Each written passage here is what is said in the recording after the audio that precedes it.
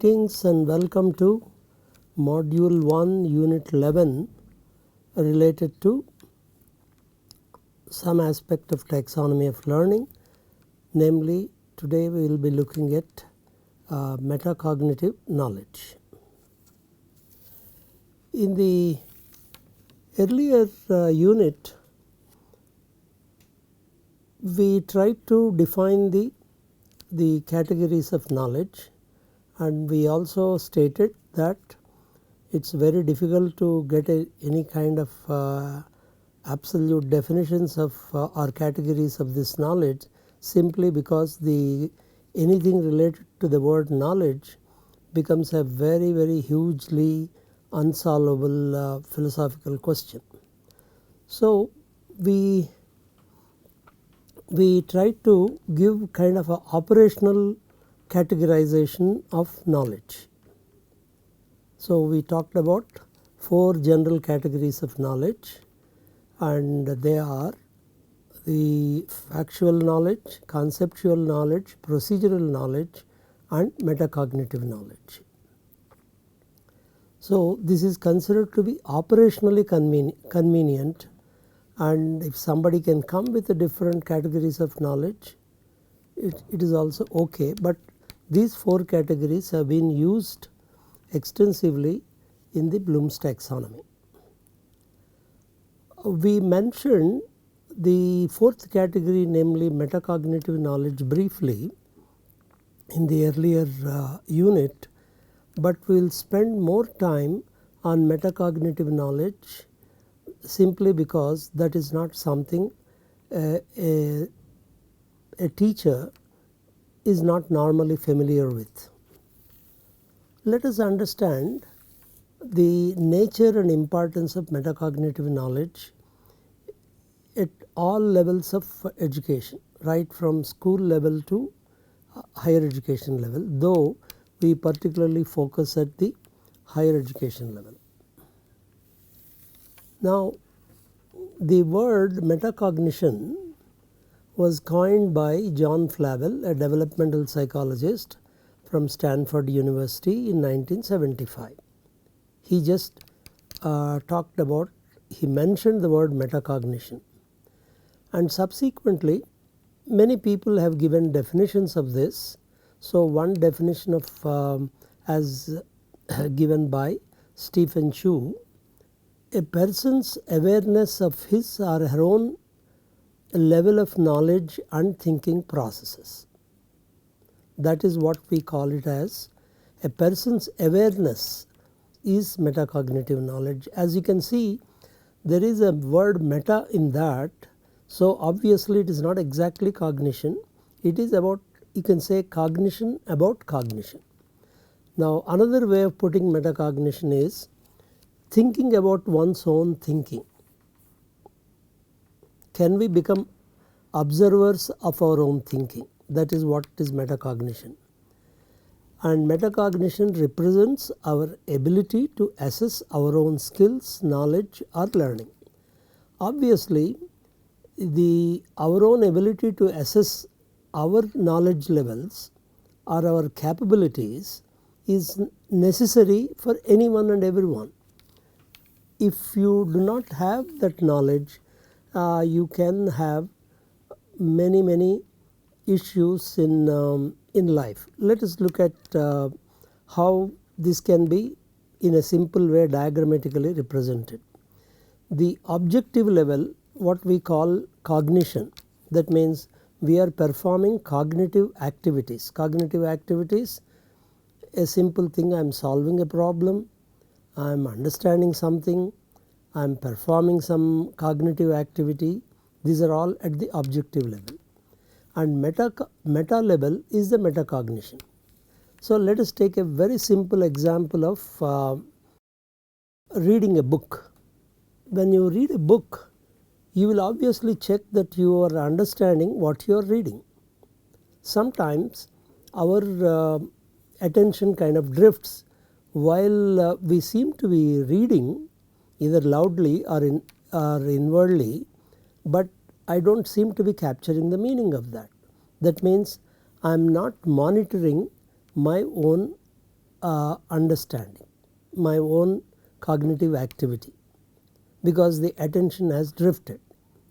So, once I realize my attention has drifted, I come back and either I reread it or postpone, because if there are too many diversions I may take a decision. So, this is what is called monitoring. So, I check that I understand what I am reading. Normally this process may go on naturally, sometimes it has to be consciously monitored. That's what becomes metacognition. And then what happens when I realize that I seem to have lost attention, then what do? I now perform some kind of a control or regulation. Now this can be rereading a paragraph, or I read slower to ensure better comprehension or better understanding.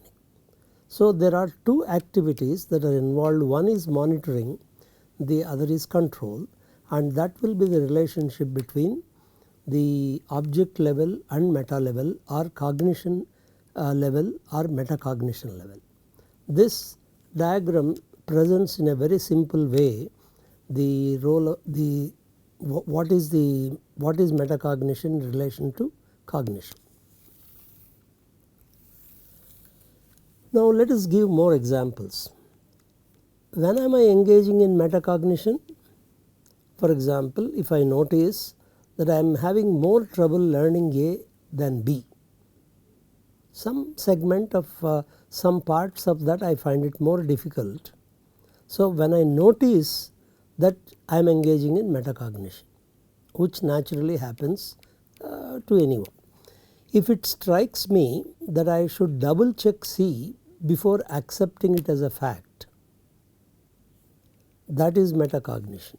If I become aware that I am not sure what the experimenter really wants me to do, somebody has given you the processes, let us say this is how you should do the experiments, and I seem to have understood, but when I start doing the experiment, then I am not sure.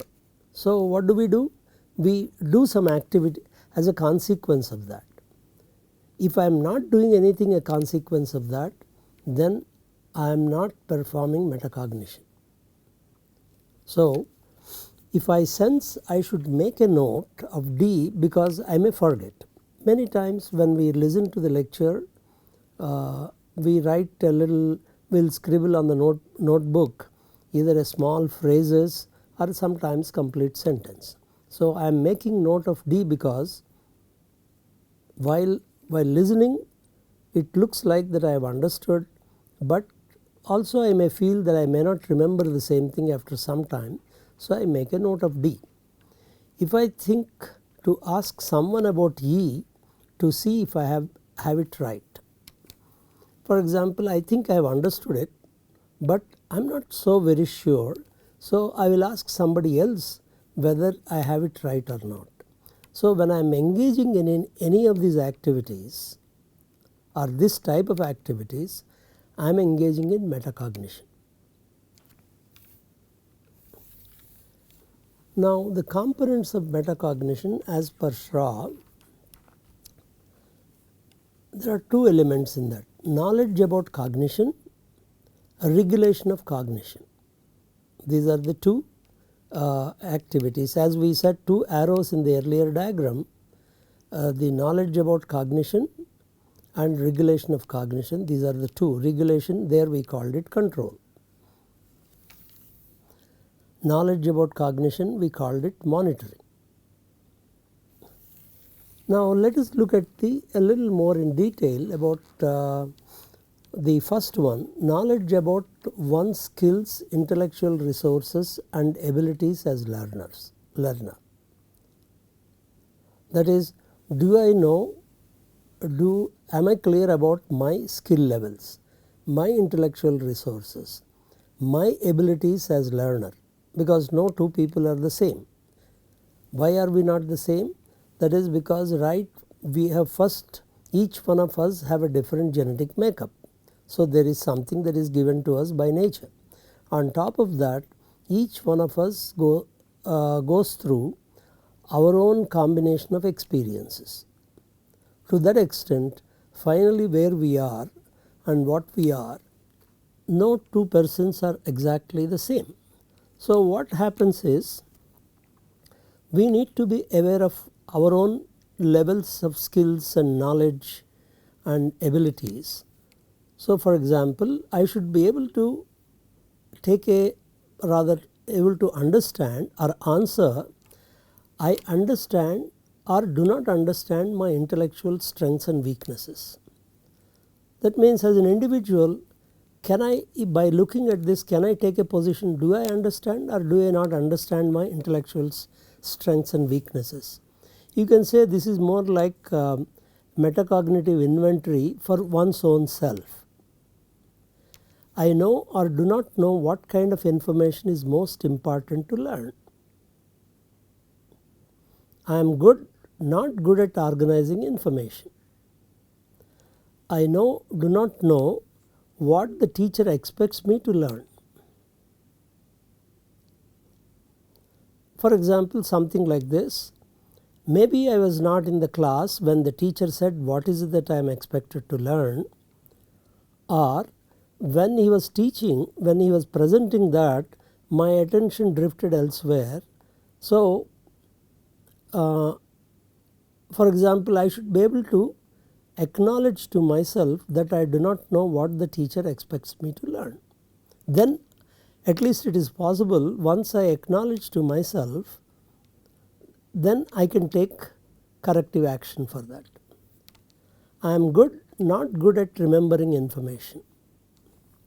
I do not have control over how well I learn.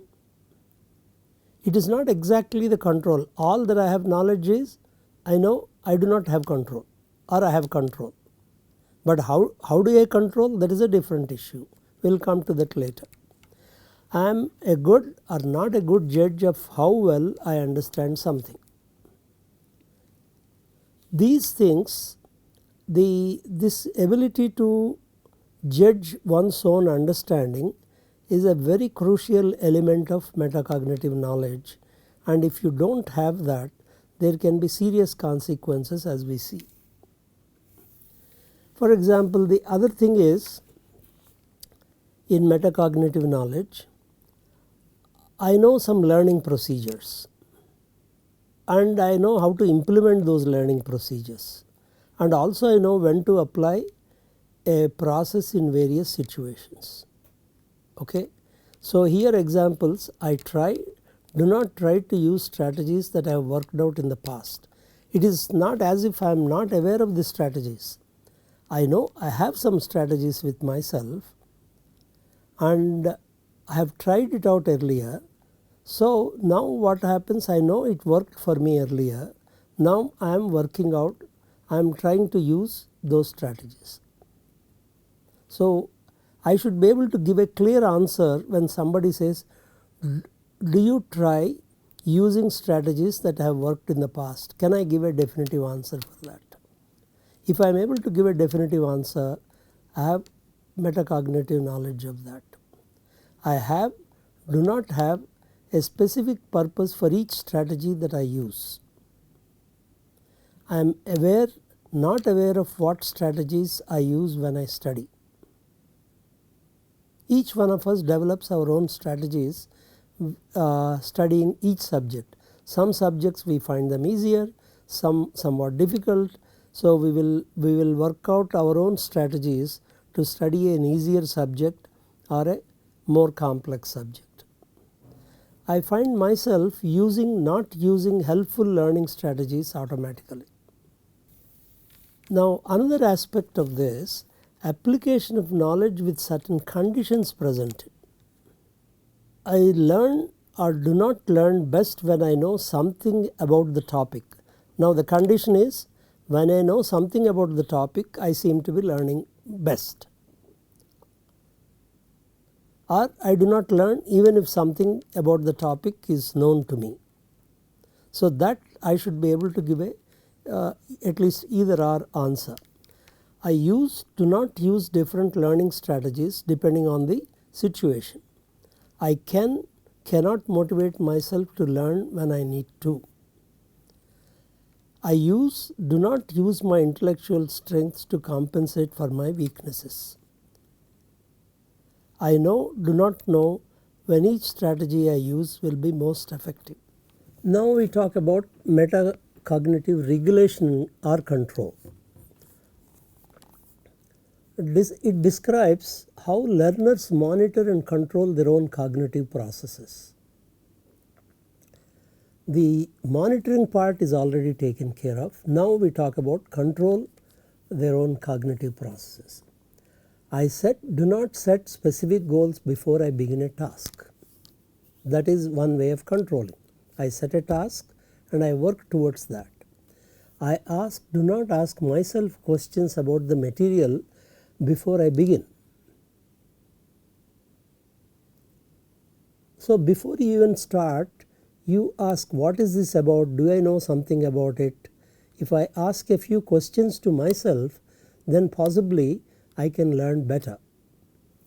Do not create my own examples to make information more meaningful.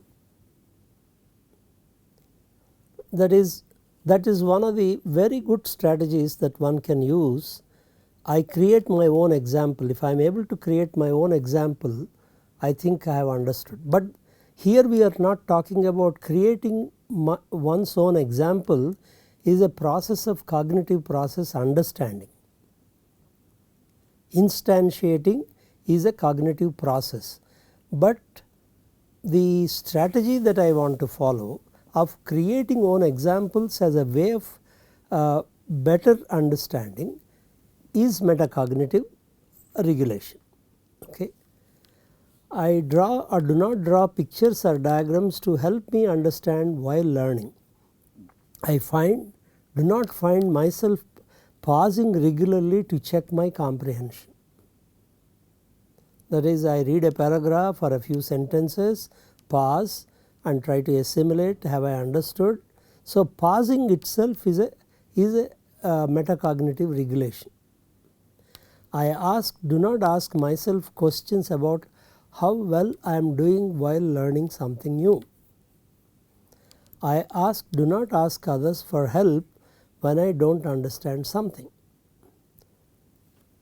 All these things seem to be fairly common for all of us. Then why are we talking about that? Okay, let us once again re-look at it. Going meta means becoming an audience for one's own intellectual performance.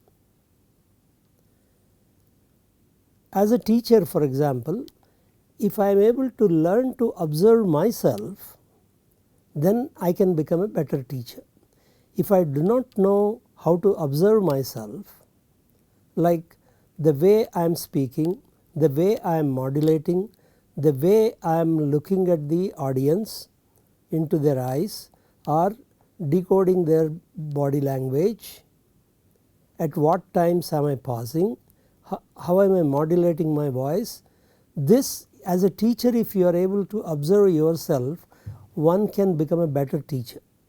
But if I do not know how to observe myself, then I may not be able to improve my method of teaching. We do not know what we are doing when we do it right away, but it is very hard to improve a process that we are engaged in if we do not have a sense of what we are doing at the moment. For example, if I am not able to learn to observe myself as a teacher, then these days we have tools. What I can do, I can just put a video camera and record it and watch myself how I am actually performing. Same thing is used in all sports. So when you are playing or when you are kicking, throwing a ball or bowling or whatever you do, these days you have excellent tools to record and run it slow, so that one can observe all the little details of the movements, and that will greatly help. So that is going meta. Cognitive work is often invisible and cannot be directly observed. What exactly is happening in our mind? A teacher observing himself, or teacher observing what goes on in the brain of each one of the students is obviously invisible. You can only indirectly kind of interpret from the, let us say in case of classroom, from the body language of the students. Now, why should we be concerned about metacognition? Now, it has been observed, it has been known, high performing students, they seem to have innate better metacognitive skills. That means better performance and better metacognitive skills goes together. So, if you have top class students, highly performing students, you do not have to worry very much about their metacognitive knowledge and control. Weaker students typically have poor metacognition besides other things. They may have poor cognitive ability as well as poor metacognitive ability, both. And poor metacognition is a big part of incompetence, anyone around. Okay. Now, why does this become important? Because now we have educational policies throughout the world that everyone should be educated, should be offered opportunities to educate themselves to their potential. You do not have that much the luxury of only selecting the good students. So, now as teachers you have to be prepared with people coming to your class. You belong to an institute has a selection process for the students, and if the students are weak, they are weak and you have to work with them. And generally weaker students have poor metacognitive ability. So, unless you pay attention to the metacognitive ability and also work towards improving that ability, you cannot achieve the results. Okay. We will not talk about how to go about achieving better results, but we will confine ourselves to metacognition. Students with poor metacognition skills, how do they behave? They shorten their study time prematurely, thinking that they have mastered course material that they barely know. So, you may consider that, oh, I can just read for half an hour and I will be able to understand. So, that is a bad metacognitive decision. Are grossly overconfident in their level of understanding. They think they have understood without actually understanding. Or either underestimate or overestimate their performance in tests. That means the actual marks or grades they receive will be far different from what their estimate is. And they make poor study decisions like, I need to only read for about 4 or 5 days before the final exam. I do not have to look at this material immediately after it was kind of considered in the classroom. So, this kind of study decisions are very poor in students with poor metacognition. Now, what are the benefits of metacognition? If I am able to have better, if I can learn, it is not that you have it or do not have it. One can improve their metacognition. So, one should put effort to improve one's own metacognition, or the teacher should be able to do certain things in the classroom that facilitates improvement of metacognition. But why should we improve metacognition? Metacognitive practices help learners to monitor their own progress and take control of their own learning. Taking control of their own learning, if you remember, is also one of the requirements of what we call the program outcome called lifelong learning. Lifelong learning can only be achieved if the students can take control of their learning. That means if they do not have this metacognitive skill, they will not be able to attain that particular program outcome. Improving a learner's metacognitive practices may compensate for any cognitive limitations. All students will not have the same cognitive ability. Okay. Some people understand very fast, they can come to conclusions very fast. That is in some sense is genetic gift, you can say. But it does not mean that you have to remain like that. So you can compensate for your cognitive limitation through some acquiring certain habits. Metacognitive practices can improve academic achievement across a range of ages, cognitive abilities and learning domains. Okay. So, if once the metacognitive practices improve, it can benefit at any age group of any cognitive ability or under any learning domains. Metacognitive skills help students to transfer what they have learned from one context to the next or from one task to a new task. So, a metacognitive skill is a more like a generic skill, that it is not specific to a particular discipline. So, once you acquire, you will be able to apply to any subject that you are dealing with. Now, instruction in metacognition. Now, we are coming to a specifically with respect to a teacher and his or her students.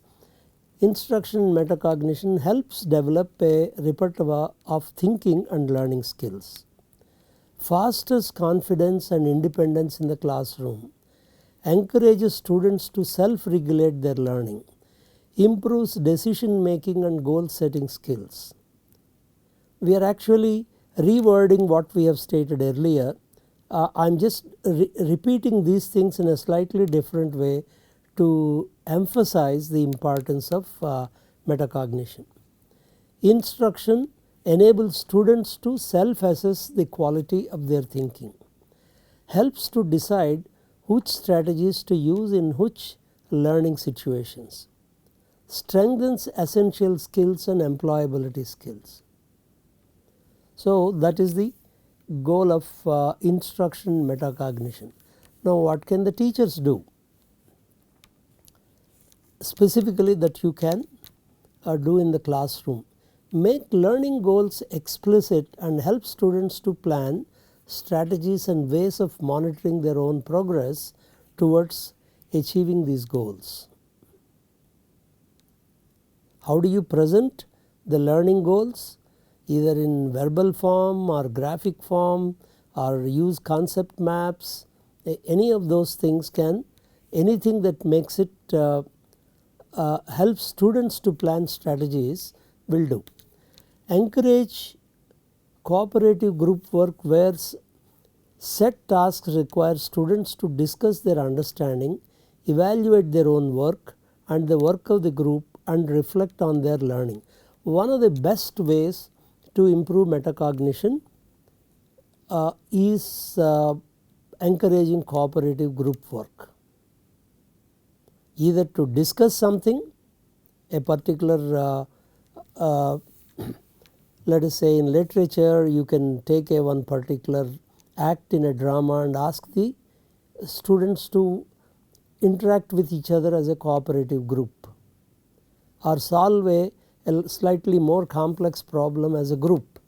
The very group activity, cooperative group activity, will facilitate the student to keep examining his own metacognitive ability. Use self-assessment in the classroom to promote metacognitive skills. Try reciprocal teaching. Okay, you teach to another student. That is a particular instructional method, reciprocal teaching. And use teacher or peer scaffolded interactions to support metacognitive development and gradually encourage the transition from this external or supported monitoring and control to more internalized metacognitive processes. That is, if the student's metacognition is too in your perception, if the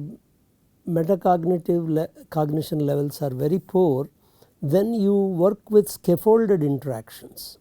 That means you start with some simple thing, and after you resolve that, then you go to a higher level and you gradually encourage the transition from the supported and try to make them more and more independent. That is in case of very poor metacognitive skills. Focus on developing learners' awareness of the strategies they use by encouraging the discussion of strategies in class. So you can ask the students to pen down what strategy are they following and share it with others, discuss those strategies in class. So by doing that, the students now start becoming aware of the strategies, and if they feel somebody else's strategy may work out for him, he may try that. Support the learner's autonomy by allowing them to make choices on the level of difficulty of certain tasks. So this is how teacher can follow any of these methods to improve, and also some strategies work in some contexts, some do not work in other contexts, and some take more time, some take less time. So the teacher becomes the best judge to what combination of these strategies that he would like to use to improve the metacognition of students.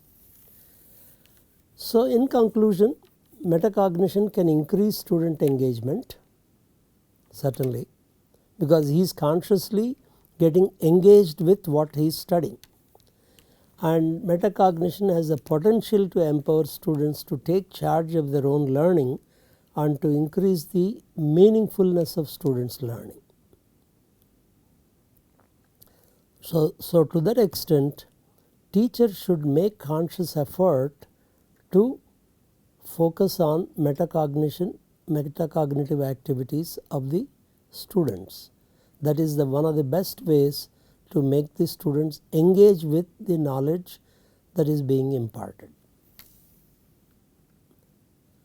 These are some of the resources.